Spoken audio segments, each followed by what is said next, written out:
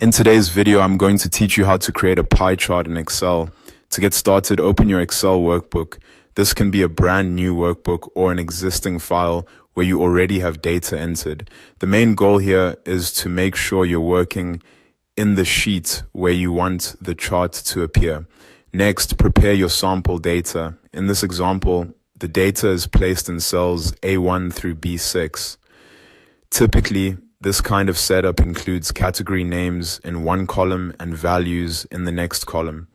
Keeping your data organized in a simple table format is important because Excel uses that structure to build the chart correctly. If your labels and numbers are cleanly arranged, the pie chart will be much easier to read. Once your data is ready, select the entire table. Make sure you highlight all of the relevant cells, including both the category labels and the values. This step matters because Excel needs both pieces of information. The labels tell it what each slice represents, and the numbers determine the size of each slice. After selecting the data, go to the Insert tab at the top of Excel. In the Charts group, click on Insert Pie or Donut Chart. This opens the chart options available for that type of visual.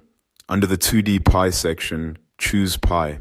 As soon as you click it, Excel will automatically create a pie chart based on the data you selected. Now take a moment to view the results. Each slice of the pie represents a proportion of the whole, which makes this chart especially useful when you want to show how different categories contribute to a total. For example, if one number is much larger than the others, its slice will appear larger as well. This makes comparisons quick and visually clear. If your chart looks slightly off, the most common reason is usually the selected data range. So if needed, double check that you included the full table and that your values are numerical. A pie chart works best when you're displaying parts of a whole, so it's ideal for simple comparisons rather than large or complex data sets. And that's it. Once the chart appears, you've successfully created a pie chart in Excel.